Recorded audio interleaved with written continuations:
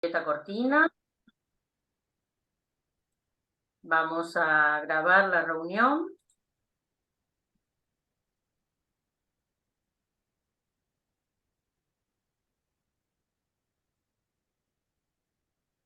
Bueno, como les dije, la licenciada Julieta Cortina nos va a hablar del informe pericial de oficio en el Fuero Civil.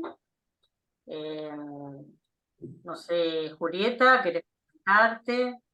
Hola, estuve Bueno, esperando y recién entro.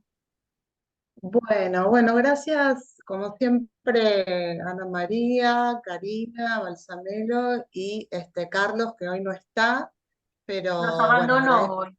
nos abandonó. Les agradezco como siempre la invitación. En esta oportunidad vamos a hablar de los informes periciales dentro del fuero civil, pero principalmente en el área de daños. Si bien vamos a hacer una mención a otras áreas, a otros tipos de pericia que se hacen dentro del fuero, el foco va a estar en lo que son los informes de daños. Bueno, brevemente, no voy a decirles mi currículum, o sea, ni nada, les voy a contar que yo soy psicóloga, recibida hace 24 años, hace 20 que estoy en el área forense. He brindado formaciones, en el último tiempo escribí 3 libros en coautoría, también del ámbito pericial, y bueno, no mucho más que eso. Hago consultoría técnica, no solo pericias de oficio, y asesoramiento a estudios jurídicos en causas laborales, que bueno, no sabemos que no está la figura del consultor técnico. Bueno, yo voy a compartir pantalla. Vamos a ir viendo las características generales de lo que son los informes periciales de oficio en civil daños, y ustedes tienen la posibilidad a través del chat, si quieren ir comentando cosas, Ana o Karina me van avisando, porque yo al tener la pantalla compartida no veo quién me está hablando. O también, igualmente, si no lo quieren hacer en ese momento, preguntas o comentarios, vamos a tener tiempo en el final, cuando dejo de compartir pantalla, para poder hacer un intercambio entre todos, que ya sea de experiencias, que siempre suman, como de preguntas, como de comentarios en general. Bueno, voy a compartir pantalla.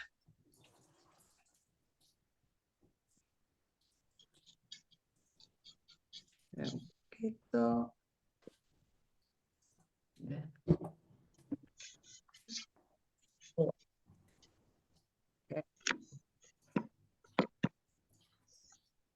Ahí está.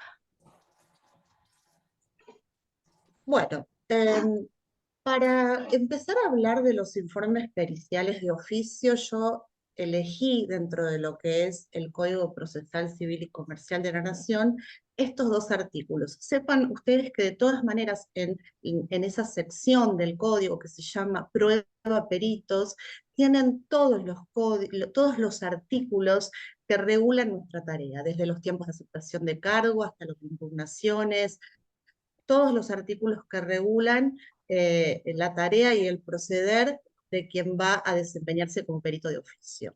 Pero estos 2 los elegí porque justamente son los que más se relacionan, hay por supuesto otros más, con el informe pericial.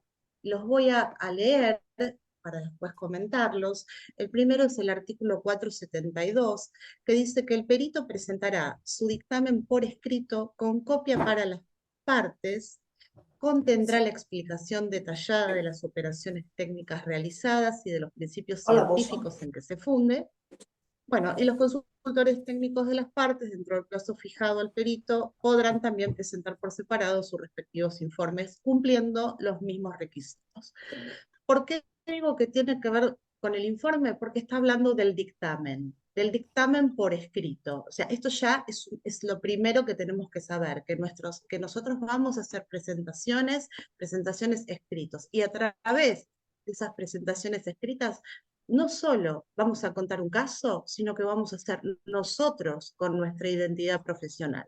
Y esto yo creo que no hay que olvidarlo, porque si bien se habla todo el tiempo de modelos, ¿no? El modelo de aquí, el modelo de allá, no debemos dejar de olvidarnos que somos nosotros también, como ese sujeto que peritamos, únicos y repetibles con nuestros marcos teóricos, los que tenemos que presentarnos ante el juez y ante las partes con esa impronta, que no va a ser igual a la de otro perito.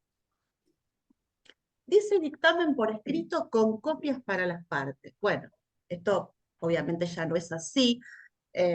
Antiguamente los que empezamos sabíamos que no estaban los portales, uno iba al juzgado, dejaba el escrito y tenía que dejar tantas cantidades de copias que pasaban el escrito que iba al cuerpo del expediente, otros no lo sellaban para nosotros, para que nos quede de comprobante que lo entregamos, y quedaban después el resto de las copias para que cada una de las partes pedía.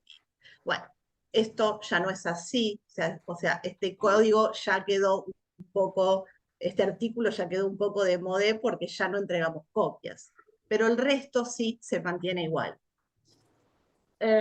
Y luego el otro artículo, que también lo tomo porque hace al tema que vamos a hablar hoy, que es el 477, que habla sobre la fuerza probatoria del dictamen. Y dice, será estimada por el juez teniendo en cuenta la competencia del perito, los principios científicos o técnicos en que se funda, la concordancia de su aplicación con las reglas de la zona crítica, las observaciones formuladas por los consultores o los letrados, conforme a los artículos 473 y 474, y los demás elementos de convicción que la causa ofrece.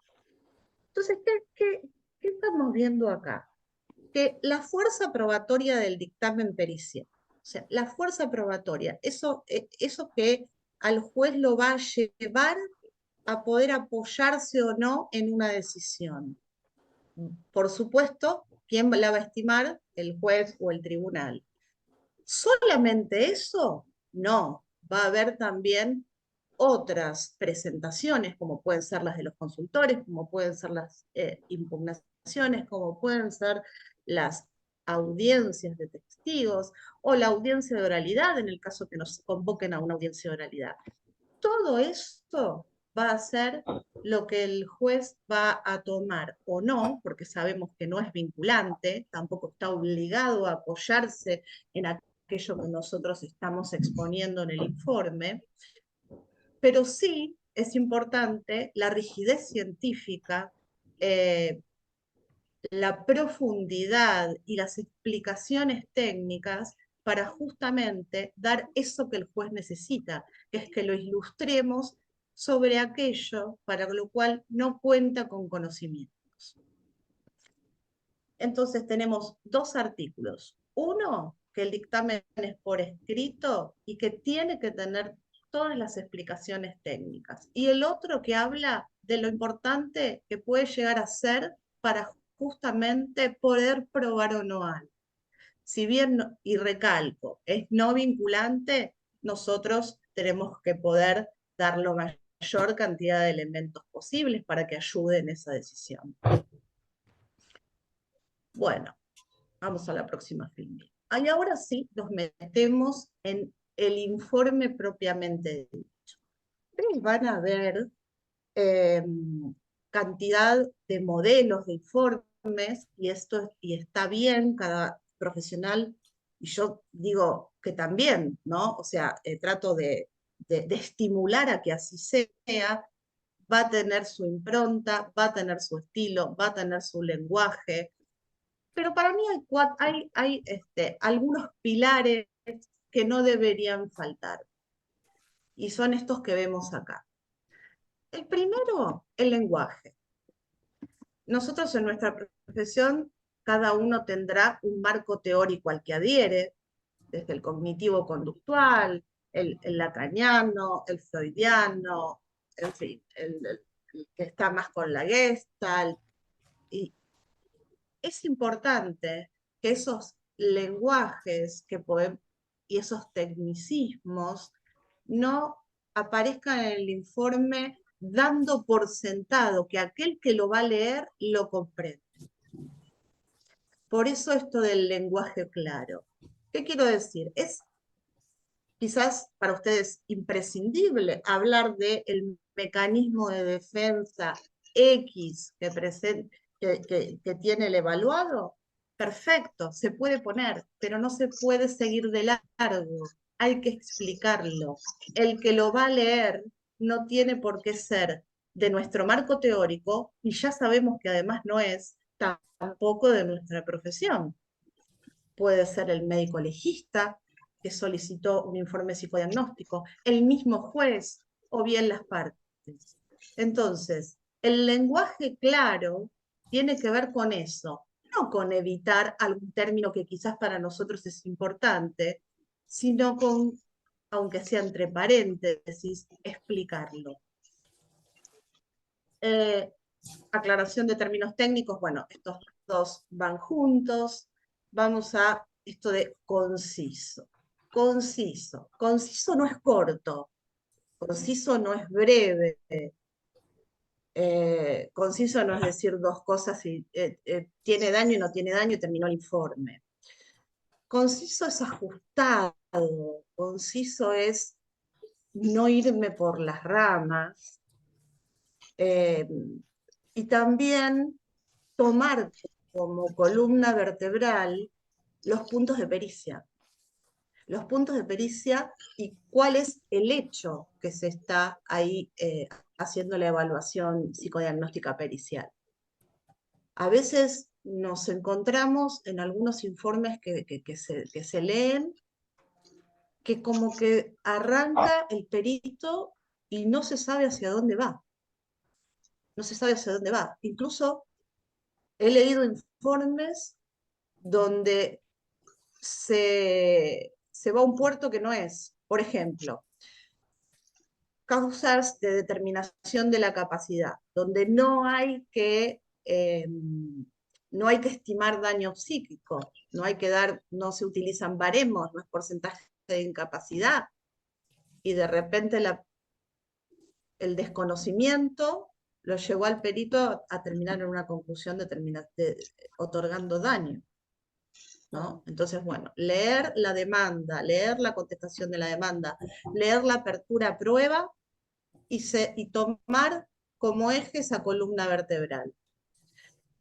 Seguramente va a haber bifurcaciones en esa columna vertebral, porque nosotros tenemos que contarle al juez las áreas vitales de este sujeto. Un sujeto que tiene un accidente, para poner como ejemplo, y el perito tiene que ilustrar sobre si ese accidente tuvo consecuencias en su psiquismo. Esas consecuencias están representadas por un cuadro psicopatológico, pero también por alteraciones o mermas de su despliegue vital. Entonces, ¿cómo hago para poder informar sobre las alteraciones o mermas de su despliegue vital? Ahí es donde me aparecen esas bifurcaciones, porque tengo que ahondar un poco sobre la familia, tengo que ahondar un poco sobre su trabajo, sobre su parte recreativa, sobre su área deportiva, laboral, en fin. ¿Para qué? Para justamente poder identificar si ese hecho por el cual está haciendo un juicio provocó una alteración en su despliegue, en su vida, en sus actividades. Tengo que abrir un poco el juego, pero ojo cuando abro el juego, que tengo que volver al foco también, porque a veces eso es lo que se suele ver. Yo siempre lo que digo es, nosotros tenemos que contar una película en el informe, pero la película tiene que tener un orden cronológico, un orden lógico. Entonces, bueno, después vamos a seguir con cómo plasmamos ese orden en el informe. Otra característica del informe es la respuesta a los puntos de pericia, que a veces no los vemos, no están consignados, dando la sensación a quien lee el informe que quizá que el perito pudo no haberlos incluso leído o no pudo haberlos visto. Y acá hay dos formas de trabajar, que yo puedo decir cuál es la mía, porque un poco es esto la presentación, ¿no? Contarles desde mi experiencia y contarles mi forma de trabajar. Hay colegas que tienen la posición de dar cuenta que los puntos de pericia están respondidos a lo largo del informe. Esa es una forma. La están plasmando, están diciendo que los leyeron y están diciendo que están respondidos a lo largo del informe. La otra forma es aquel que los transcribe, porque de hecho algunos jueces los piden, que sean transcriptos y contestados, y sean contestados uno a uno, independientemente de ese informe completo que hay que hacer. Entonces están las dos posiciones. Lo que no podemos es ni siquiera no decir nada, ir directo a la conclusión. Entonces, si no vamos a tomar la línea de la transcripción, que yo sé que muchos colegas no la hacen, al menos tenemos que decir que se encuentran respondidos a lo largo del informe. Porque lo más probable es que luego lo utilicen esto, si no lo mencionamos, como algo más como para la impugnación. No puso los puntos, no leyó los puntos, no hace mención a los puntos de pericia. Entonces, si no los transcribimos, al menos digamos que están plasmados. Otra característica es evitar términos valorativos. Cuando digo términos valorativos me refiero a mucho, poco, muy mal, ¿no? Se lo observa muy cansado. Estaba, cuando hablamos de la presentación, muy distraído. No, acuérdense de los artículos de antes, la fuerza probatoria del dictamen, principios técnicos en los que se basa. Entonces, muy cansado, muy distraído, no. Si nosotros observamos esto, al menos hagamos un rastrillaje de funciones psíquicas superiores y hablemos de funciones mermadas. Y así en otras circunstancias, ¿no? Esto es como para dar un ejemplo. Pero los términos valorativos nos alejan de lo científico, nos alejan de esa objetividad que tenemos que intentar plasmar para llevarnos hacia otro lugar, hacia un lugar donde dejamos de ser imparciales y le estamos agregando algo propio. Perdón, acá una alumna dice ni etiquetar tampoco. Ni etiquetar tampoco, claro, sí, por supuesto. Que a veces son cosas que aparecen filtradas, ¿verdad? Esto de etiquetar. Pero bueno, la misma alumna que comenta, me gustaría que nos cuente un ejemplo. Ahora no se me ocurre a mí uno, pero a ver qué podría ser. Bueno, después esto de digitalizar pareciera una pavada, pero a veces los peritos se olvidan de subir el informe, lo suben mal, y después se encuentran con una remoción porque no presentaron el informe. Antes sí, nuevamente, antes estaba el artículo anterior que vimos, teníamos que ir al juzgado, nos daban la copia, teníamos el comprobante, que era esa copia sellada que lo subimos. Ahora no tenemos esa copia sellada. Y a veces hay torpezas, o por ahí un problema del sistema, o se nos cae internet cuando justo lo estábamos subiendo. Ojo que esto puede importar en una remoción, porque creímos que lo subimos y no lo hicimos. Y Perdón, a veces, perdón, Julieta, a veces sí. cuando están litigando sin gastos, hay dos expedientes. Uno que es liquidebar sin Es gastos. verdad. A veces lo que puede llegar a suceder es que en lugar de Por colocarlo, error se sube ahí. se suba ahí y uno piensa que lo subió y resulta que está mal subido. Es como si no lo hubiese entregado. Exacto. Sí, totalmente. Nosotros en PJN, porque en Provincia de Buenos Aires es distinto, y lo mismo en cada portal de cada uno de los distritos de nuestro país, por si hay gente del interior, en PJN tenemos esa característica, que cuando lo estamos subiendo nos pregunta si lo mandamos a este expediente o al otro, que es igual la carátula, como dice Ana, pero la extensión es del beneficio de litigar. Bueno, ahí no va. Nosotros vamos al de daños y perjuicios, ¿no? Al expediente principal.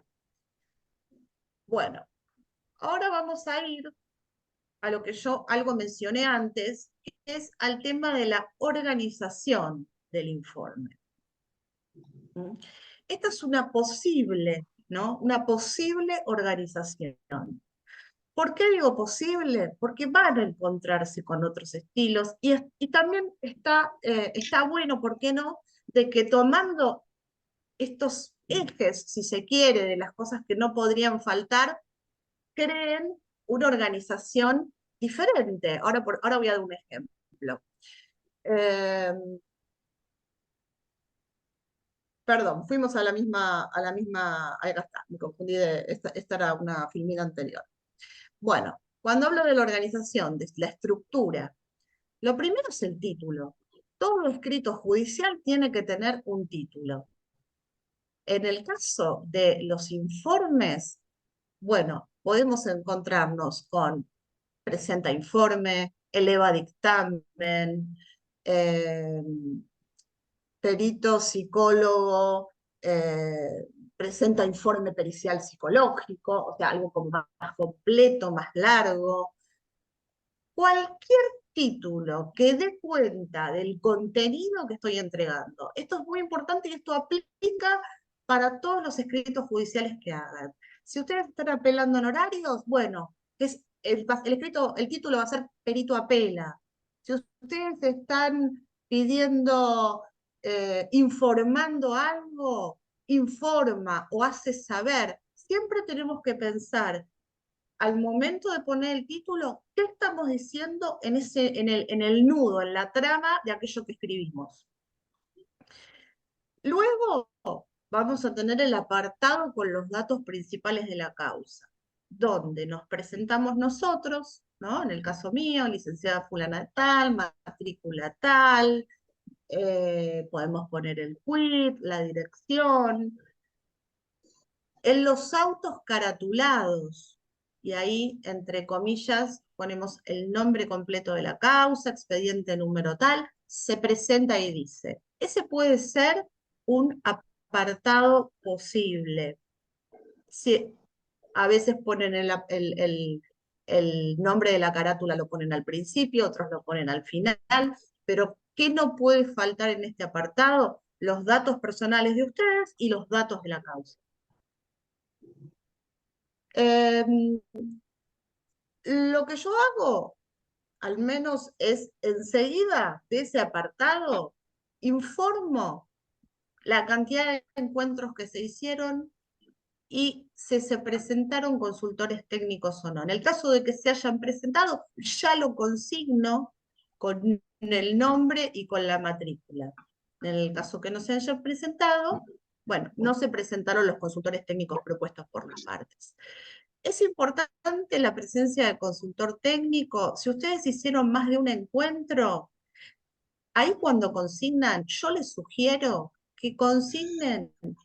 Suele suceder, no siempre, pero a veces los consultores, si ustedes hicieron 2, 3 encuentros, van a uno solo, o van un rato y se van antes. Bueno, sean muy específicos con esto. Entonces, se presentó el consultor técnico de la parte tal, que asistió solo al primer encuentro, o que asistió a todos pero se retiró antes. Esto es importante. Y hoy en día, algo que hay que agregar es la modalidad de evaluación. Muchos continúan evaluando virtualmente. Entonces, si bien el juez ya lo sabe, porque ya citaron en esa modalidad y esa modalidad fue aceptada, hay que consignarlo. Esto se ve que esto se hace no solo en las pericias, los psicodiagnósticos, dentro de la superintendencia de riesgos de trabajo, cuando se hacen psicodiagnósticos a través de la CRT, hay que consignar la modalidad de la evaluación. Ya no podemos dar por sentado de que es todo presencialidad. Porque Perdón, de hecho, bueno, Julieta, sí, perdón. sí. A pesar de que vos en el escrito, cuando fijaste las fechas de pericia, pusiste que los vas a ver en tal dirección, tal día. A pesar de poner eso, Sí, también decís que hay que poner la eh, fecha, o no, considerar. en el caso de los que hacen presencial, no, pero en el caso de los que Ah, hacen virtual, yo creo que sí. ¿Sabes por qué? Porque sabemos que cuando hacemos virtual la batería es otra. Entonces, porque después me van a impugnar, y solo tomo esto y no tomo gráficos, y bueno, no, pero gráficos en virtualidad sabemos que están desaconsejados. Entonces, yo por eso lo vuelvo a recalcar para que después no vengan con la impugnación. Yo ya no hago, la realidad es que yo ya no estoy haciendo virtual, pero sé gente que sigue evaluando virtualmente, o hay situaciones en las cuales no queda otra, no queda otra, personas que se han ido del país, la distancia, gente con problemáticas que no puede trasladarse, en fin. Incluso en daños también nos puede tocar evaluar en una pericia a una persona que está privada de la libertad, porque de repente ahora está presa, pero tuvo un accidente de auto hace 10 años. Entonces, esa persona no va a poder, ahí va a haber que hacerla o hacerla. Yo lo vuelvo a poner. Y además, sobre todo en aquellos casos donde hay colegas que ponen una entrevista y cuando fijan las entrevistas ponen una y dicen que el resto se acordarán con el evaluado. Yo no adhiero a esa forma. eh, Respeto que hay un montón de colegas que lo hacen y está bien, si les ha resultado hasta ahora. Yo prefiero poner todo por expediente. eh, pero sé que hay muchos que lo hacen, el juzgado lo acepta. Entonces, con más razón tienen que aclarar en qué modalidad lo hicieron, porque realmente ellos fijaron una y el resto las acordaron. Y no sabemos en qué modalidad las acordaron. Luego, los datos personales, ¿no? Los datos personales del actor, ¿no? Eh, ¿Cuáles serían los datos personales? Bueno, nombre completo, el documento, la fecha de nacimiento, la edad, eh, se puede consignar un domicilio también, algunos colegas consignan un domicilio, otros no, eh, familia conviviente, nivel de estudios, nacionalidad, bueno, estos serían los datos personales. Es importante, acá vemos un orden lógico, ¿no? Lo que yo les decía al principio, la organización, la estructura, el título, nos presentamos, decimos cómo fue la evaluación y arrancamos ya con los datos personales del sujeto. Luego se pueden mencionar las técnicas, podemos tener otro apartado que podría ser técnicas administradas, técnicas de exploración, en fin, o simplemente técnicas. Yo lo que sugiero es estos apartados segmentarlos, ¿no? Titularlos, porque a veces nos encontramos con algo que parece un rollo de papel higiénico que no termina más, y yo quiero ir a ver la conclusión y no la encuentro. Entonces, por ahí, esto de los apartados sirve también visualmente, ¿no? Las técnicas, acá también hay dos formas, y yo, nada, acá me parece que cada uno tendrá que tomar la que se siente más cómodo, que es, algunos colegas mencionan las técnicas, otros las mencionan y ponen dos puntos, una breve explicación de lo que indaga, y otros las separan, técnicas psicométricas, dos puntos la nombran, técnicas proyectivas, dos puntos la nombran. Yo creo que acá es el estilo de cada uno.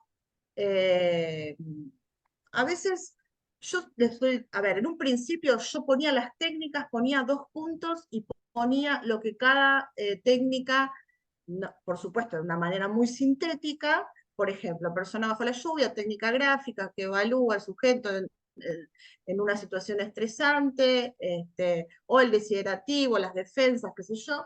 Bueno, después cuando yo miraba eso realmente me tomaba una página y dejé un poco de hacerlo. Dejé un poco de hacerlo.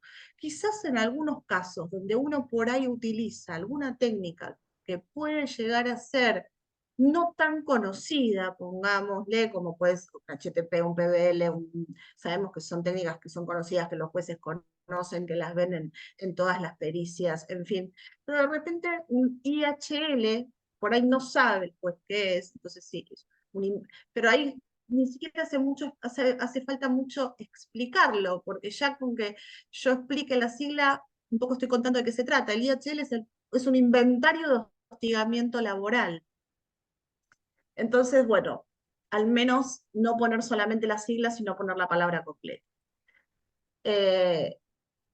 Las técnicas, consignarlas, y luego vamos a ver más adelante en el análisis, en el punto que viene, hace a lo que veíamos en los artículos seleccionados al principio, que es la fuerza probatoria y los principios técnicos en los que nos basamos, ¿no? Si nosotros hiciéramos una pericia más técnica, ¿no? Como pueden ser algunas que se usan de huellas dactilares y qué sé yo, que son de otro tipo de fuero, los peritos informan con qué técnica lo hicieron eso. Entonces, estos son los principios técnicos. Nosotros tenemos estos y otros profesionales tienen otros, ¿no? Y luego tenemos el nudo, ¿no? El nudo de la cosa, de la pericia en sí misma, que es el análisis del caso propiamente dicho. Y acá también en lo que es la organización y la estructura podemos encontrar diferentes estilos, algunos pueden titularlo análisis del caso, otros por ahí a veces yo veo que ponen eh, historiografía, y vuelcan más todo lo que tiene que ver con la parte de entrevista, después ponen análisis del material relevante y ahí ponen las hipótesis, conclusiones que fueron sacando. Eh, Puede haber subtitulados dentro de este gran apartado, como por ejemplo el relato de los hechos, que es algo que se suele dentro de este apartado como segmentar aparte, un subtítulo podría ser, relato de los hechos, relato del hecho de autos, en fin. Eh, Ustedes se encuentren en el estilo, quizás acá es un lineamiento de los tópicos más importantes, pero después adentro tienen esa libertad, insisto, ¿no? No de ajustarse a un solo informe que le pasó fulanito de tal, ¿no? Y de repente decir, no, la verdad, este informe me gustaría dejar bien claro en un apartado más tal cosa. Por ejemplo, si ustedes tienen que evaluar a un niño, niña o adolescente, sabemos que cuando evaluamos menores de edad tenemos que hacer una anamnesis a padres. Entonces, en el informe de este menor de edad, vamos a consignar un apartado que no lo vamos a tener en informes de adultos, que es la anamnesis a padres, donde vamos a recabar, de acuerdo a la edad del chico que tengamos que evaluar, aspectos significativos que hacen a lo evolutivo. Y también, en el caso de que el accidente haya sido cuando el nene era muy chico, información que seguramente el chico no puede darnos, porque no tiene un registro del hecho como para contarnos, o tampoco, de acuerdo a la gravedad, es indicado que nosotros lo abordemos directamente como si lo hacemos con un adulto. Entonces acá van a tener, por ejemplo, un apartado que no lo van a tener en otro tipo de pericias. Bueno,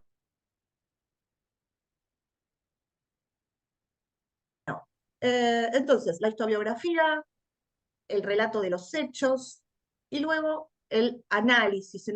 Yo a veces pongo análisis de las técnicas, a veces pongo análisis del material relevante, ¿no? Esto es importante, que es el material relevante, porque acá sí, sí hay bastantes controversias, ¿no? Hay informes que uno ve donde aparece HTP, dos puntos, entonces, no sé, el árbol, ausencia de ramas, falta de línea de base, eh, eh, puertas sin picaporte, una enumeración de indicadores que no se sabe ni para dónde van o no, para dónde llegan, Y lo mismo con otra técnica. Esto es lo que más se ve. Ahora, me preguntan a mí, no es lo que sugiero. ¿Por qué? Porque nosotros tenemos que ilustrar. Acuérdense de lo que hablábamos al principio. Lenguaje claro, traducir, explicar. El que lee, ¿qué sabe qué significa la ausencia de línea de base?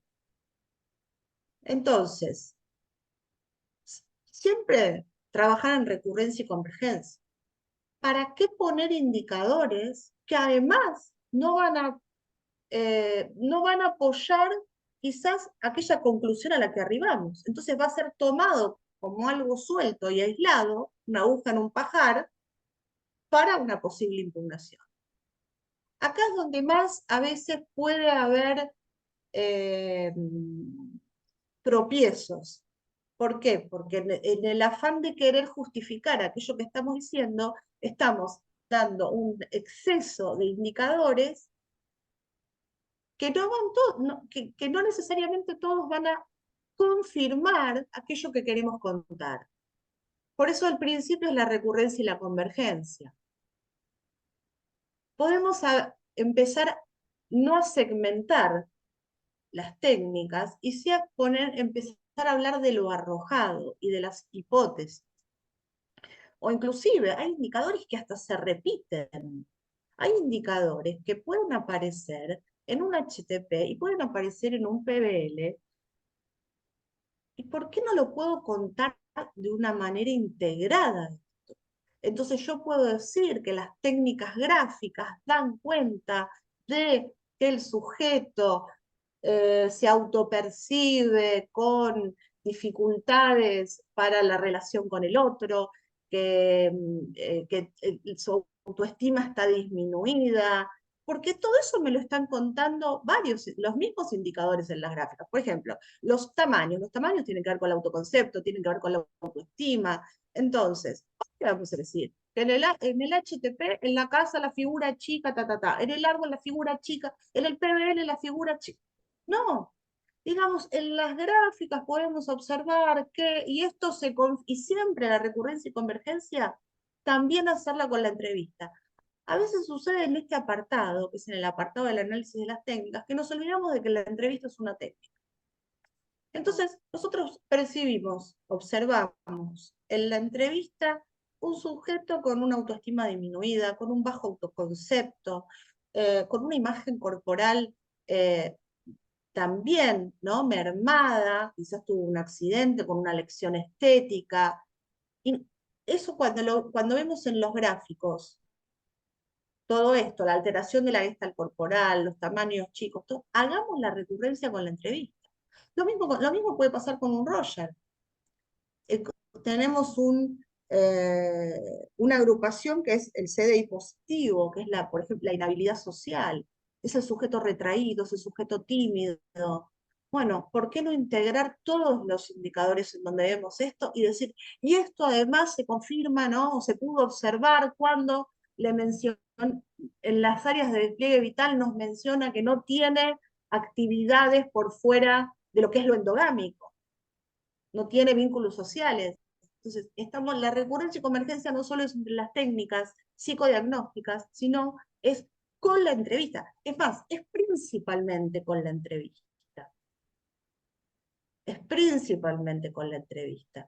Porque además, nos pidan o no nos pidan evaluar simulación, es algo que va intrínseco a la tarea del perito. Poder ilustrar al juez sobre la verosimilitud del discurso de esta persona, de que esto que me contó aparece reflejado en las técnicas. Si no, lo que sucede son estos informes disgregados, donde encontramos una entrevista que dice unas cosas y donde encontramos las técnicas que dice otras. Algo no estuvo bien analizado. No puede haber, no puede haber esta distancia, no puede haber esta distancia tan grave. Bueno, y acá es lo que les decía antes de relación a respuesta a los puntos de pericia. ¿Podemos transcribirlos y contestarlos? Sí, podemos. Y si no, hagamos este apartado que diga que se encuentran respondidos a lo largo del informe de pericia. Fijémonos, si vamos a hacer eso, ¿qué proveyó el juez? ¿Por qué? hay jueces que proveen que, con mucha precisión que sean transcriptos y contestados. Son pocos, pero los hay. Entonces, leamos la audiencia de apertura donde se produce el sorteo de los peritos, porque ahí va a estar aclarado.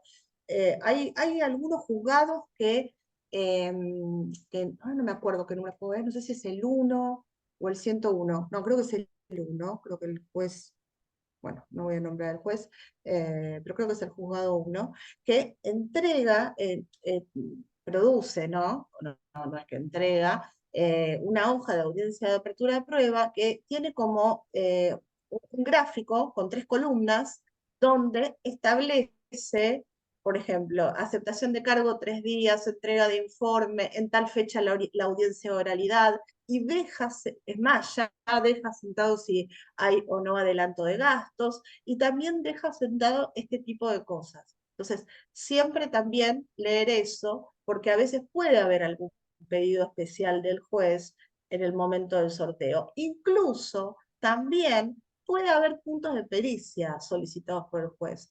Los puntos de pericia los ponen las partes y el juez a veces puede agregar alguno más. Hace unos años, unos cuantos ya, no me acuerdo el juzgado, en una supervisión de un caso que tuvo una colega, ella había hecho la pericia, la había entregado, y cuando la entrega, le llega una intimación del juzgado diciendo que no había tomado el MMPI, que tenía que volver a citarlo y ampliar el informe pericial. Bueno, no estaba el PJN, que hoy en día entramos y vemos todo. Digo, pero esto, qué raro, ¿esto de dónde sale? Vos sacaste, porque íbamos, o escaneábamos o sacábamos fotos, sacaste foto de la audiencia del sorteo de perito. Me dice, no, no sé, no me acuerdo, qué sé yo. Bueno, anda al juzgado y volvé, fija. Y ahí está especificado que el juez quería que se tome una prueba de simulación. Bueno, hubo que volver a citarlo y hacer luego una ampliación de informe, ¿no? Eso fue una ampliación de informe. Por supuesto, no se vuelve a hacer todo lo que se hizo en el anterior. Simplemente se hace una ampliación de informe. El título fue ampliación de informe, los datos personales, se menciona la técnica con la que se está empleando y se armó una recurrencia y convergencia con esa técnica y en este caso se ratificó la conclusión, ¿no? que la perito había arribado en su informe. Por eso es importante leer bien lo que nos solicitan todas las partes y el juez. Y luego lo último, que acá un poco pongo mi opinión, que es las conclusiones y recomendaciones. Algunos colegas ponen primero las conclusiones y luego las recomendaciones en el informe. Perdón, primero los puntos de pericia y después las conclusiones. Y otros lo hacen a la inversa. Ponen las conclusiones y a lo último los puntos de pericia. Bueno, hoy estamos hablando de informe. Mi posición es que las conclusiones van a lo último. No van los puntos de pericia a lo último. ¿Por qué? Esta es mi posición, por supuesto puede haber otras. Porque el informe no solo es sobre un caso, sino también es sobre un profesional que lo lleva adelante. En este caso son ustedes, soy yo, ¿no? Es cada uno.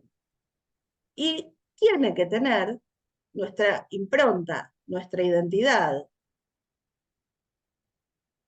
Y tiene que cerrar con nuestra posición, que es la conclusión.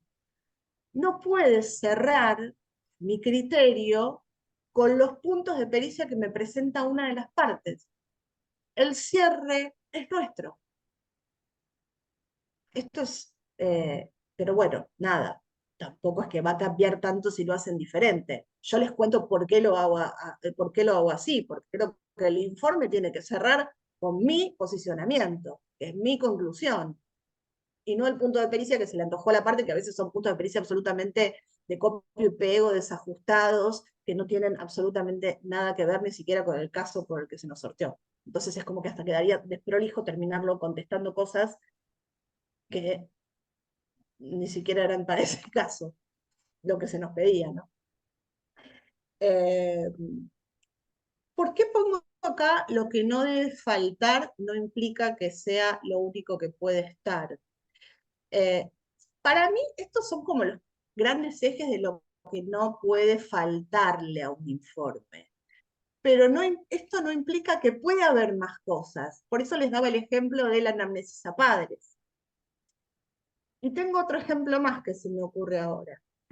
En los casos de daños, donde evaluamos a veces un grupo familiar, por ejemplo, una familia que iba, no sé, de camino a la costa, tuvieron un accidente con el auto, muere un familiar, o se accidentan graves, nosotros estamos eh, peritando un padre, una madre, un hijo, o otros vínculos familiares.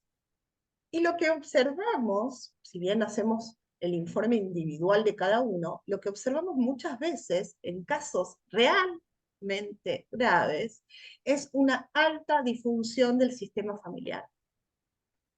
Los roles cambiaron, las culpas, los cambios de carácter, el que quedó con alguna dificultad física o una depresión severa, o se produjeron divorcios o separaciones. Entonces, ¿por qué no? ¿Por qué no, una vez que termino los 4 informes, hacer una breve conclusión sistémica? Porque esto es importante también. Quizás no para lo que tiene que ver con el porcentaje, que es lo único que le interesa a las partes, pero sí para contar algo que está sucediendo en esa familia. Hay casos, no son la mayoría no son, pero hay casos realmente muy graves, donde quizás hacer esa mención, esa recomendación, quizás alguien recoja el guante. Ni hablar si hay menores. Entonces, por eso digo, esto para mí es lo que no debe faltar.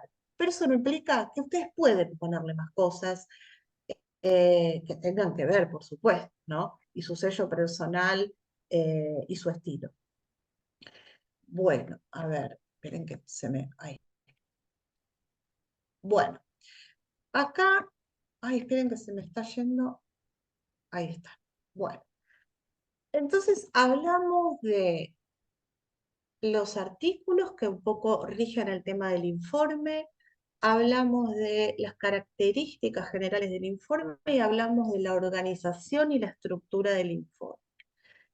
Este último tema de acá de las PPT que preparé son los tipos de informes. ¿Mm? Tenemos las pericias propiamente dichas, oficiales, hechas por asesorías o cuerpos médicos, y tenemos también la pericia propiamente dicha, hecha por los peritos de oficio, ¿no? Que estas son aquellas que tienen, ¿no?, la presentación, los datos personales, toda esta estructura que vimos antes. Y después tenemos otros tipos de informes que también son a veces solicitados o los vemos dentro de las causas en las que también salimos designados como peritos de oficio. Otro es el informe al pedido del legista. Y acá tenemos dos situaciones. Muchas veces nos sortean en expedientes, sobre todo en laboral sucede bastante, donde nos sortean para realizar un psicodiagnóstico. Para realizar un psicodiagnóstico. No nos sortean. Y nos dicen que nos tenemos que remitir a la foja tal. Y en la foja tal encontramos un escrito del médico, a veces puede ser en formato Word, o también adjuntada en PDF el formulario tipo recetario, donde el médico legista sorteado nos pide un psicodiagnóstico. ¿Por qué sucede esto? Muchas veces las partes, esto para ahorrarse luego costas, conjugan los puntos de pericia psicológicos y físicos, los meten todos en un apartado. Entonces el juzgado agarra y sortea un médico legista.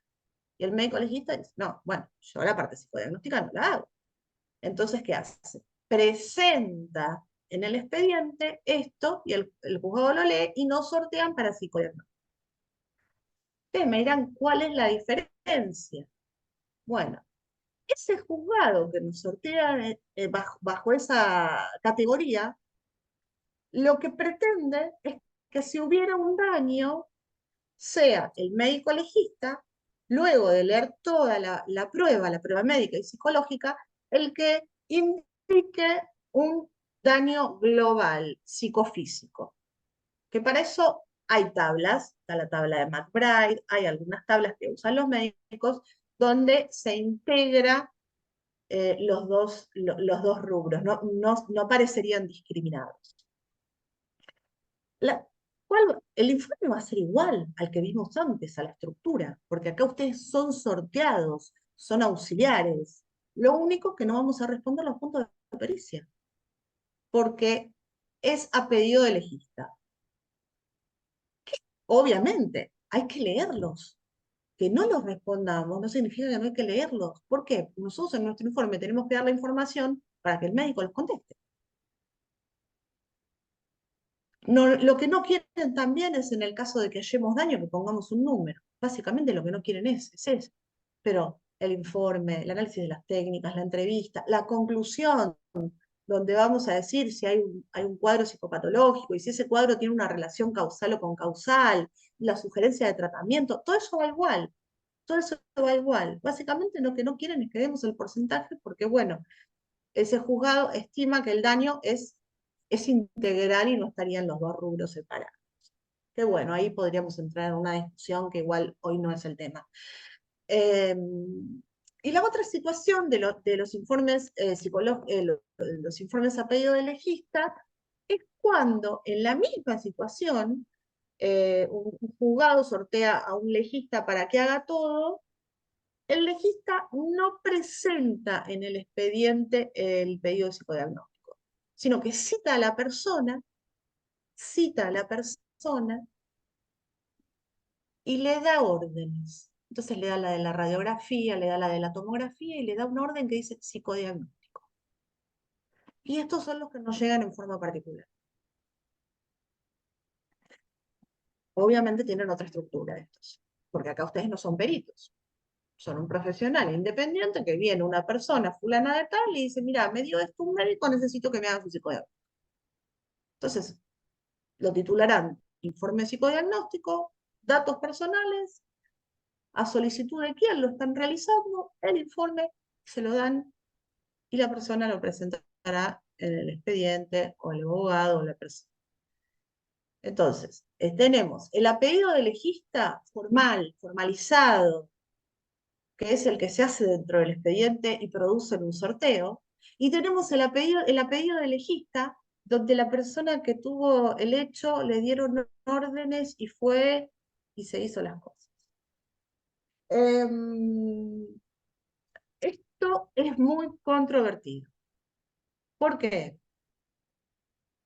Porque la imparcialidad que tiene el sorteado no la va a tener el que lo está haciendo particular. Y esto es así, sabemos que es así. Y no reconocerlo sería ser demasiado ingenuo. Está mal, está bien, hay que hacerlo, no hay que hacerlo. Bueno, son otras pruebas. El está mal o está bien no está mal. Un profesional puede extender una orden y ustedes pueden recibir esa orden en forma particular y hacer el psicodiagnóstico y cobrarlo en el momento. No está mal esto, no es antiético, no, nada. Ahora, la pregunta retórica, porque no se las voy a contestar, es, ¿la justicia debería hacer esto? ¿Sería imparcial algo que se fue a hacer en forma particular en quién sabe dónde? ¿O deberían producir un sorteo? Bueno, pero eso ya es otro, eso, digamos, no, tampoco lo podríamos resolver nosotros, son tomas de decisiones de los juzgados. Otro tipo Ahora, de informe, perdón, sí, Julieta, ese psicodiagnóstico, ¿quién lo paga? ¿El actor? sí, claro, exactamente. El actor, a veces lo paga el abogado, ¿eh? Bueno, sí, A veces lo pero paga el abogado. la parte actora. Sí, sí, sí, sí, sí, sí, porque ustedes acá son particulares. Claro. Ustedes acá no van a una regulación de honorarios. A vos te llega, te toca el timbre de tu consultorio, te viene una persona con una orden y te dice, yo necesito un psicodiagnóstico. Y vos, bueno, indagás, te fijas para qué, le pasas un presupuesto, lo citás, le tomás las técnicas, haces el informe, lo cobras y se lo entregás. O sea, tu tarea es absolutamente ética y legal. ¿La justicia debería producir un sorteo o debería agarrar esto? Bueno, eso es otro tema, ¿no? Eh, Otro tipo de informes, el del consultor técnico y el del perito, ¿no? Acá tenemos el informe del consultor técnico, que es la figura que sabemos que se usa en el fuero civil, perito de parte se usa más en el fuero penal. Es un informe que va a tener las mismas características en la organización que aquel que les mostré al principio, pero ustedes van a ser, no van a ser la licenciada fulana de tal, perito de oficio designada en los autos caratulados tal, no, van a ser la licenciada fulana de tal o licenciado fulano de tal, consultor técnico de la parte, pongámosle, actora en los expedientes caratulados fulano contra fulano. Pero después el cuerpo va a ser el mismo. Ahora, ¿va a tener respuesta a punto de pericia? No, ¿para qué? ¿A ustedes qué les importa el punto de pericia? Si no son los peritos de oficio. Ese es el informe del consultor técnico, que puede hacerse, a veces lo hacen con anterioridad a la pericia de oficio. Esto tendrá que ver con la estrategia eh, eh, para la parte que trabajen de consultor. O sea, que trabajen de parte actor o que trabajen de parte demandada. Si trabajan de consultor de parte demandada, ustedes difícilmente puedan producir un informe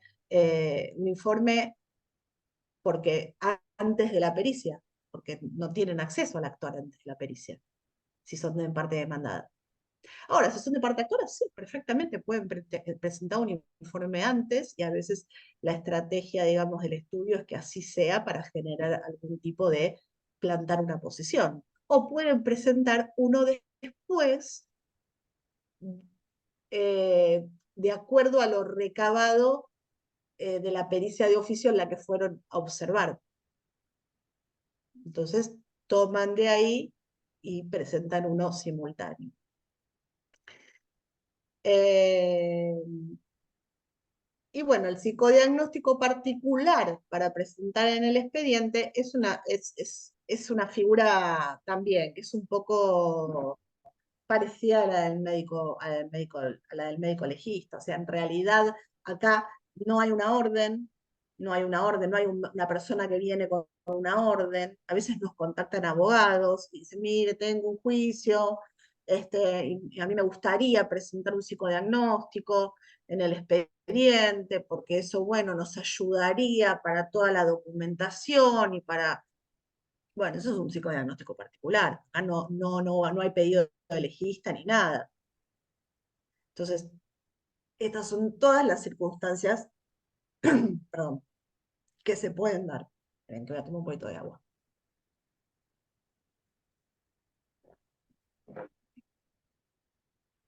Bueno, este, bueno, voy a dejar de compartir.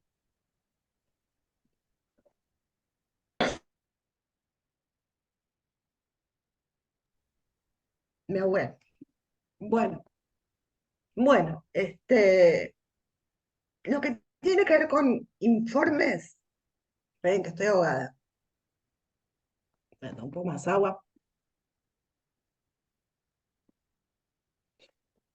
Lo que tiene que ver con el informe ya vimos, digamos, lo que es las generalidades, ¿no? Lo más importante, la estructura, la organización, el lenguaje, los tipos de informes.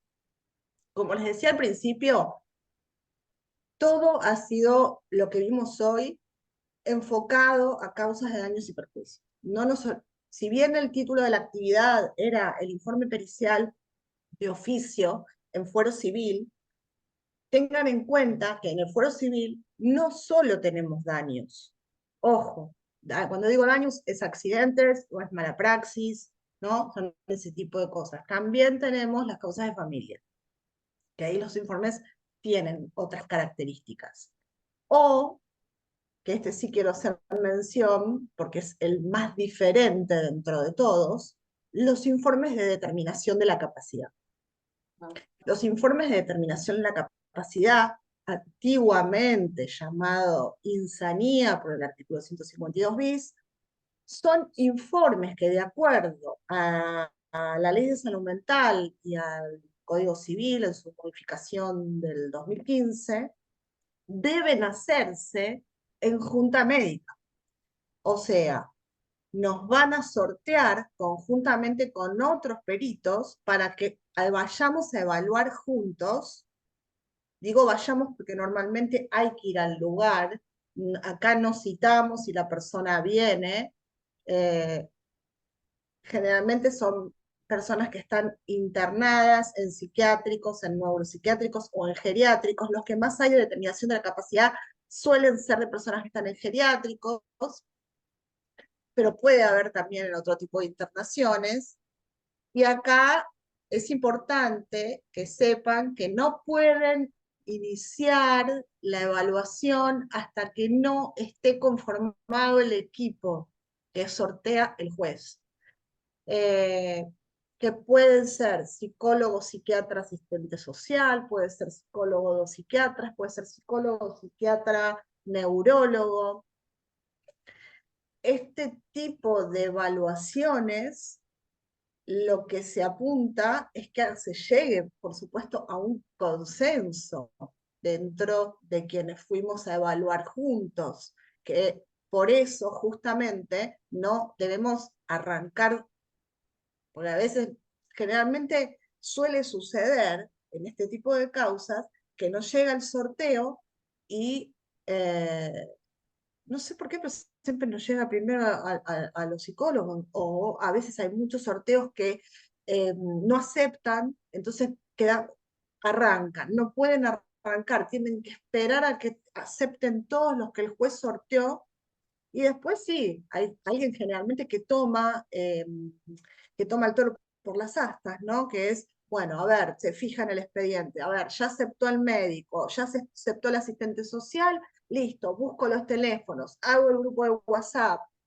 arreglamos, ¿qué día vamos a ir al geriátrico? Bueno, vamos tal día. O a veces en algunos equipos dicen, bueno, no, juntos no podemos ir, no hay forma de ir, cada uno va por su lado, pero el informe es uno solo. ¿Por qué traigo esto como ejemplo? Porque acá no se va a entregar cada uno un informe, es un único informe. Entonces, en el apartado que yo decía, licenciado fulano de tal, perito de oficio, van a ir licenciado fulano de tal, perito psicólogo de oficio, doctor fulano de tal, médico legista de oficio, y van a ir todos, van a ir todos.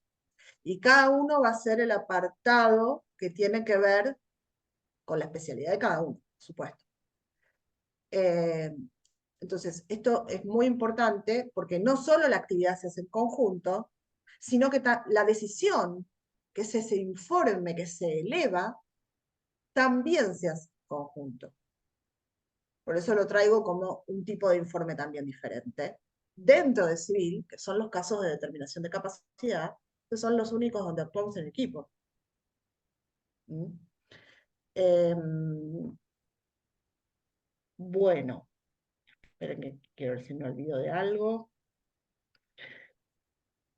Bueno, y ya estamos en las 8 menos cuarto, así que me gustaría que conversemos si tienen dudas, preguntas o algo, alguna experiencia que también, por supuesto, suman.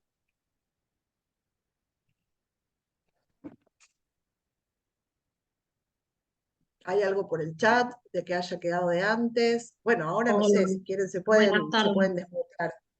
Buenas Romina, tardes, ¿qué ¿no? tal? ¿Cómo Sí. estás? Sí, Romina es mi Bueno, nombre.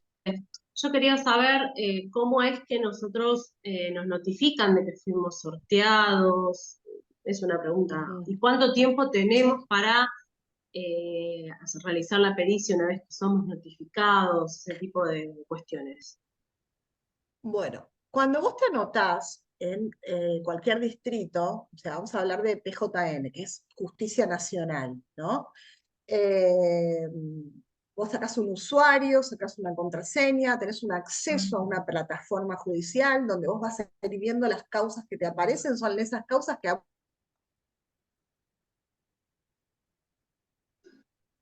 ¿Se tildó o vos me te va un tildaron? mail de cortesía, normalmente se le llama. ¿Cómo? Ah, ¿Alguien me ok. dijo algo? No, Ah, pensé que espérense. me había tildado a mí. Ah, o sea que sos notificado a través de una plataforma digital, digamos, donde vos te inscribís. Ah, ahora sí, ahora entendía de qué forma lo hacían. Bien. Sí. Te va a llegar un mail de cortesía cuando vos salgas sorteada. Y ahí vas a Bien, ir a chequear la plataforma. ok, perfecto. Ahí va. ¿Y tenemos ¿Sabes? acceso al expediente completo, Julieta? ¿Podemos Sí, tener acceso a todo el expediente? sí. Tienen que tener acceso, porque una de las tareas que comprende a la evaluación pericial es la lectura completa y acabada del expediente. Ah, Sí. Y si algo no estuviera digitalizado, porque no nos olvidemos que esto empezó, si bien empezó a digitalizarse hace varios años, hay causas que ustedes pueden llegar a salir que son muy viejas y quizás los primeros partes de esas causas no están digitalizadas. Bueno, ustedes pueden hacer el pedido de que sea digitalizado o eventualmente se puede ir al juzgado, porque ahora se ah, puede ir puede pedir un transferencia. libremente. Antes no se podía por el COVID, pero si no, en realidad siempre se puede ir a los juzgados. Y ustedes se presentan, piden el expediente, se lo dan en mesa de entrada y se quedan ahí en mesa, ahí viéndolo en el mostrador. Pero igualmente, la mayoría de las causas ya están todas digitalizadas y si algo faltara, se presenta un escrito solicitando la digitalización. Bien, y no se puede sacar fotos, ponele que tengamos que ir al juzgado porque la causa es vieja, revisar el expediente, lo revisamos en escritorio, ahí enfrente de la mesa de entrada, y ¿podemos sacar fotos o no es permitido sacar fotos? Sí, podés sacar fotos, podés escanear. Mira, los Ah, primeros genial. escáner de mano, los primeros de Sí, sí, escáner de sí. mano acá en la Argentina lo usaban los abogados, así que imagínate si se Ah, mira. puede. Es más, Ah, bueno. te digo más. Ahora esto ya casi es como en grandes excepciones, ¿no? Ir al juzgado y hacer todo este trabajo Claro. artesanal. Pero te digo más, los expedientes, cuando yo empecé, los podías pedir en préstamo. Y el Ah, juzgado te mira. lo daba por 2 días, por 5 días. Yo me lo traía a mi casa, todas mis carpetas, y copiaba. Otros no, ¿qué hacían? Se lo llevaban a la fotocopiadora más cerca del juzgado y lo volvían a devolver rápido porque o sea, también es una responsabilidad tener eso, ¿no? Encima. Ujú. Pero hoy en día eso ya casi no se utiliza porque está casi todo digitalizado. Eso más a partir de la pandemia. Sí, claro, totalmente. Claro, y mi otra pregunta, Julieta, es la última, es ¿cuánto tiempo tenemos nosotros una vez que nos notificamos que fuimos sorteados como peritos? ¿Cuánto tiempo tenemos nosotros para contestar o para empezar la pericia, si hay un plazo, para citar a las partes o a la parte que nosotros vamos a periciar? ¿Un poquito el Bueno, procedimiento? la realidad es que vos, una vez que aceptás el cargo, tenés que, la brevedad, no más de una semana, presentar un escrito fijando la entrevista, diciendo el día tal, a tal hora, se cita el señor fulano de tal, ¿no? Eh, y los plazos se empiezan a correr cuando el perito cuenta con todo el material. No empiezan a correr cuando vos te sortean. ¿Y cuándo contás con todo el material? Cuando terminaste la última evaluación, la última citación. Ahí ya contás con todo el material. Y en realidad, a ver, el código establece 10 días hábiles, pero en la práctica es un poco más, no es tan exacto, podés demorarte no mucho más de un mes en entregar el informe después del último encuentro.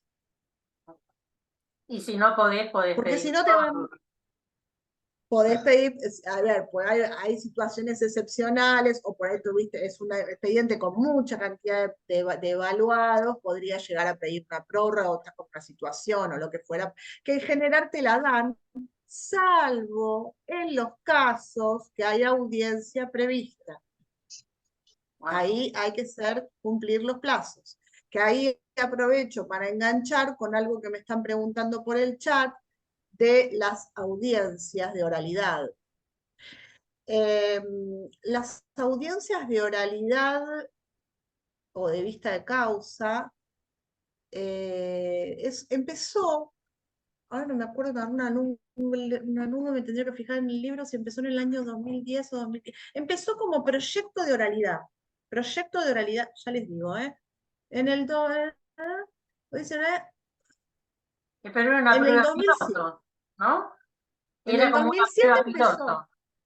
claro, en el 2007 empezó como una prueba piloto donde yo me acuerdo, uno iba a anotarse, ahora ustedes tildan, ustedes se anotan por sistema, pero uno iba a cada una de las cámaras personalmente que se quería anotar. Entonces íbamos a la Cámara Civil, que era donde estaba el proyecto, y decíamos, nos inscribíamos, y nos preguntaban, ¿adhiere al proyecto de oralidad filmada? O sea, nos preguntaban si nosotros adheríamos a ese proyecto. Si adheríamos, nos ponían en los listados donde había juzgados que hacían audiencias orales.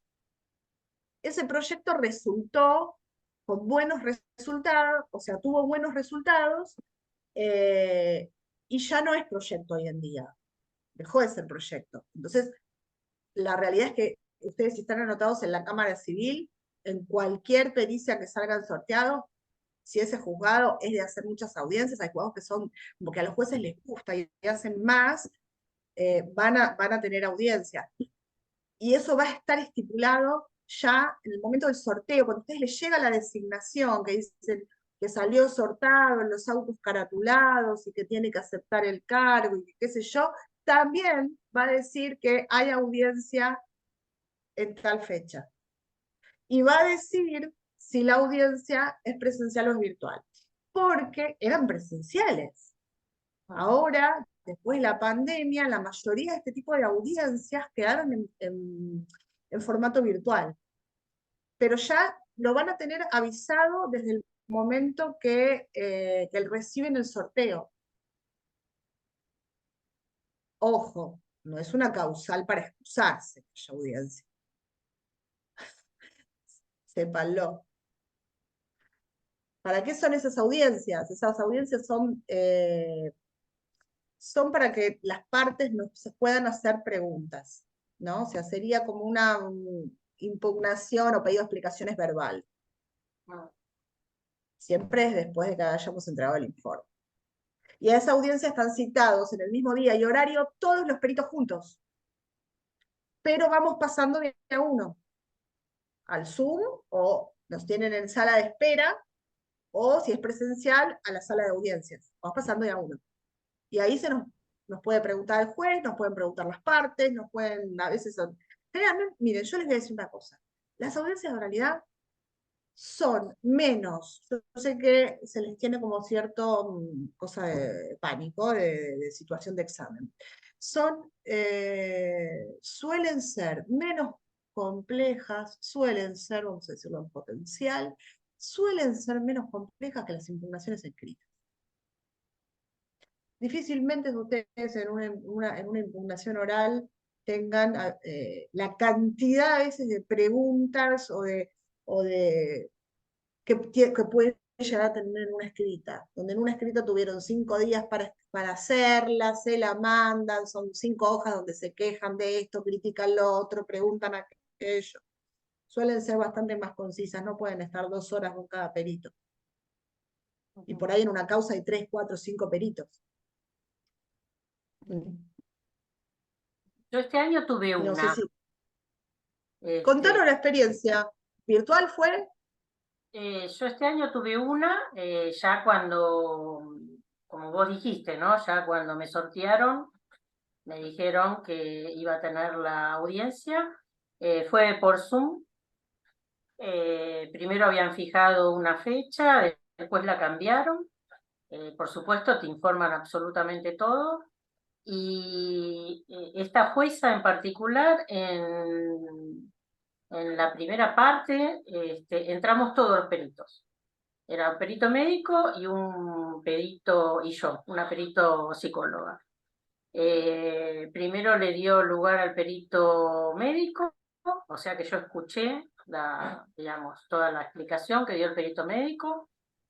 Después me dieron lugar a mí y una vez que terminó me dijeron que muchas gracias y después siguieron trabajando, digamos, los Con abogados. los abogados.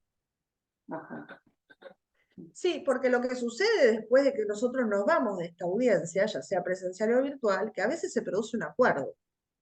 Claro, Por eso son expedientes, por eso que la audiencia, por eso cuando yo decía empezó como proyecto de oralidad y resultó también que continuó, ¿por qué? Porque se dieron cuenta que los procesos se terminaban acortando.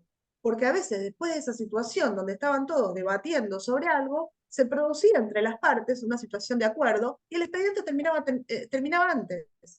claro. No sé si tu experiencia vas a coincidir conmigo que menos compleja que las escritas. Muchísimo menos compleja. Lo que pasa que el hecho de estar con el juez, con los abogados, están los peritados, es Sí, como claro. que era cierta inquietud. Eso es lo que, obvio, sí. Es como, yo siempre digo, es como el primer examen de la facultad, o el primero o el último, que son situaciones como de ansiedad. Pero Sí, después porque también está la fantasía del cómo va a ser, porque es algo desconocido. Pero claro, después de que pasó, decís, pero dame 10 de estas y no me des una escrita que me tenés todo el fin de semana escribiendo. seguro. Y además, el juez siempre va a hablar y te va a tratar con muchísimo respeto. Y realmente cuando el abogado de la parte demandada empieza como a desubicarse o con preguntas o empieza a preguntar cosas que ya están explicadas en tu dictamen, es como que la jueza lo para y le dice, bueno, pregunte Totalmente. no esté en el dictamen porque, por lo menos en mi caso, la jueza le dijo, yo estoy leyendo acá el dictamen y eso que usted está preguntando ya está Está, explicado en el dictamen. Y claro. Sí, finalmente, sí, la sí. pregunta que más le interesó es algo que le interesaba en realidad a ella. Estaba en el dictamen, pero ella quería tener claro si, pues yo le había dado, era un accidente, era un padre y un niño de 13 años. El nene había tenido una fractura de tibia y peroné. Y bueno, le di incapacidad y le sugerí lo del tratamiento.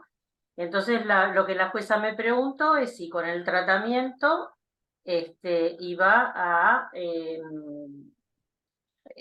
era necesario pensar en la posibilidad de que se recuperara. Ella quería saber eso, porque, digamos, si se recuperaba con el tratamiento, digamos, esta cuestión Del eh, daño del permanente. daño, para poder evaluarlo ella monetariamente, digamos, ¿no? Obviamente, todo se traduce en el resarcimiento económico, por supuesto. Exactamente, exactamente. Sí. Pero No como sé en tu experiencia, caso, bueno. mm, sí, claro, para mí es y es más, terminan los expedientes antes, o sea, tiene bastantes ventajas, por supuesto es muy ansiógena, pero bueno. Es No, ansiógena, esto que, pero sí, es una pericia que yo terminé de hacer en diciembre del año pasado y ya está en sentencia. bueno, eso es buenísimo, porque sabemos que además los civiles suelen tardar más. Muchísimo tiempo, muchísimo tiempo. Claro, por eso. Ah.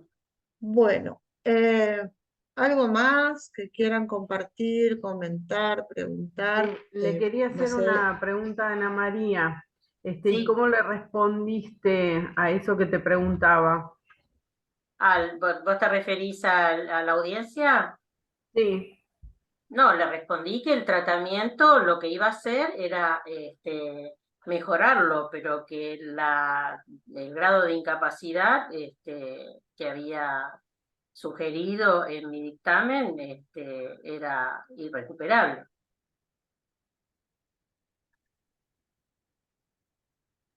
gracias, Ana María.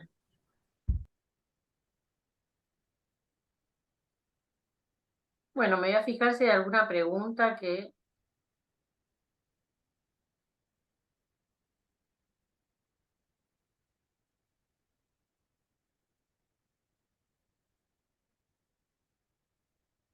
Bueno, es más que nada referente a la primera parte. Ujú. Acá dice, el dictamen es cuando el juez lo toma al informe. No, el dictamen es, digamos, es el El informe informe. pericial que nosotros como peritos fuimos convocados. Lo otro es la sentencia. Lo otro, claro.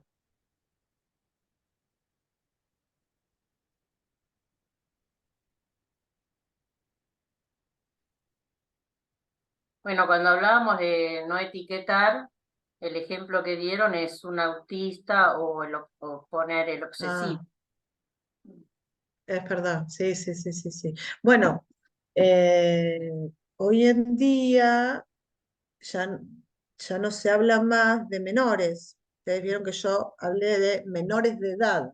Hablamos de niños, niñas y adolescentes. Eso Claro, también puede ser interpretado como una etiqueta, sobre todo en los casos de familia, donde al menor, a lo que llamamos menores ahora, no se le, si bien ustedes me dicen, bueno, pero es contrafáctico, porque el menor es menor, porque no puede manejar, porque no puede votar, porque esto, porque lo otro. Bueno, en realidad se entiende que si hablamos de menores puede haber cierta peyorización en el sentido de que no puede dar su opinión, que no puede ser escuchado. Entonces, hablamos de niños, niñas y adolescentes. Eso, los informes de familia, es importante tenerlo en cuenta, ¿no? Si hablamos de etiquetas, ¿no? claro. Acá dice, en relación a las técnicas, también algunos colocan la fecha en que fue administrada. Yo personalmente coloco la fecha en que fue administrada en el, digamos, Protocolo, protocolo, pero cuando hago el claro. informe no pongo la fecha. No, porque se entiende que son en las fechas que uno citó. Claro.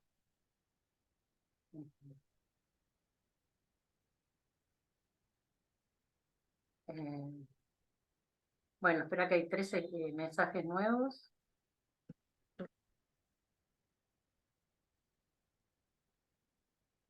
Bueno, agradecen, excelente exposición, muchas gracias. Hay gente que se tiene que retirar.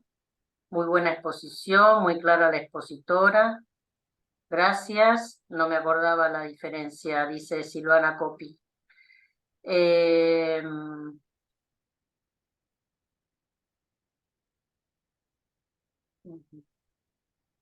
bueno, es más o menos todo. No sé si hay alguna pregunta más.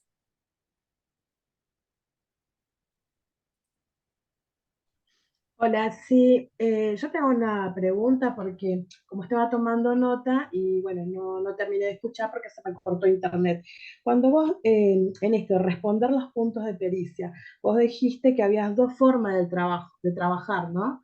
El primero no me quedó claro, no lo escuché No, porque como te digo, se me cortó. se te cortó. Bueno, lo que yo decía es que en la parte que tiene que ver con la respuesta a los puntos de pericia, hay dos formas de consignarlos en el informe. Algunos colegas ponen, consignan que los puntos de pericia se encuentran respondidos a lo largo del informe y otros los transcriben y los contestan.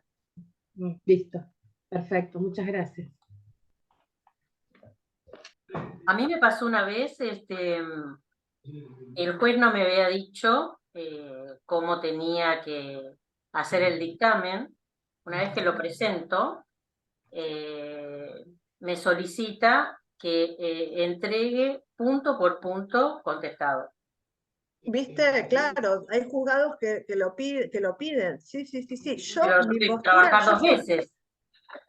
sí, Sí, sí, o sea, para muchos el tema de ponerlos y contestar al sí, pero si eso ya lo dije en el informe, volverlo también a poner en el punto, es como que suena como trillado, como que las cosas se repiten, como que queda empastado, pero la realidad es que muchos jueces lo piden, eso, Sí. de que por eso yo lo quise avisar, ¿no? Mm. Eh,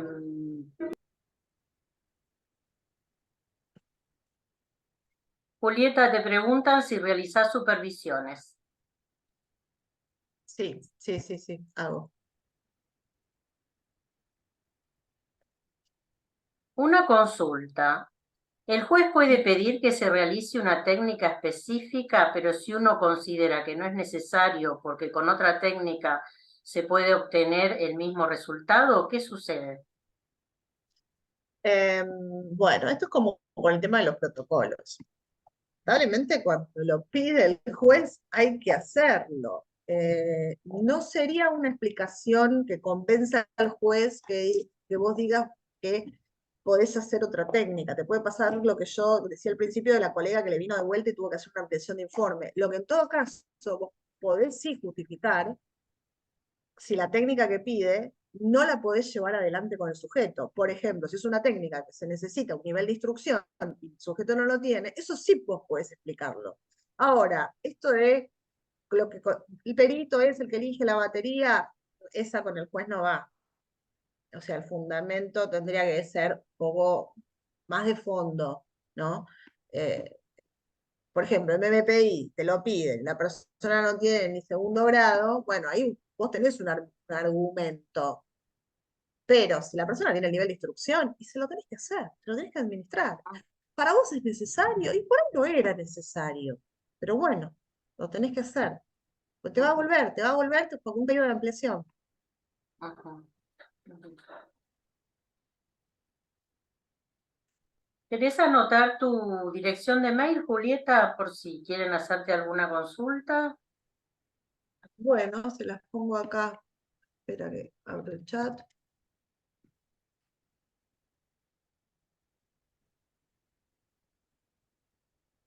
Así que bien. Ahí va.